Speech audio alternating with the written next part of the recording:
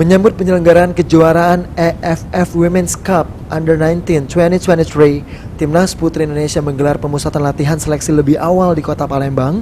Total ada sebanyak 30 orang pemain yang mengikuti pemusatan latihan seleksi Timnas Putri U19. Nantinya hanya akan ada 23 orang pemain saja yang bergabung. Di ajang AFF Women's Cup Under-19 nanti, Timnas Putri Indonesia akan tergabung di grup 1 bersama Timnas Putri Kamboja, Laos, dan Timor Leste.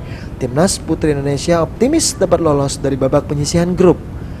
Pemain dari 40 yang kita daftarkan, kita ambil 30 untuk tes seleksi. Nanti di besok atau lusa ada pencuitan menjadi 23 pemain.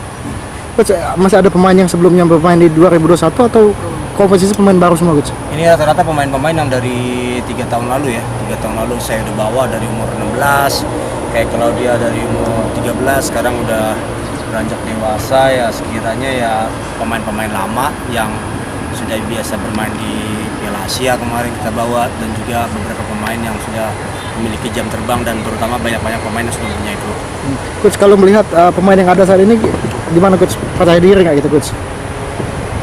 Kita lihat ya, saya belum bisa bicara banyak, tapi ya pasti kita punya target sekiranya harus jauh lebih baik, dan juga target yang setidaknya kita bisa bermain baik dan bisa masuk ke final.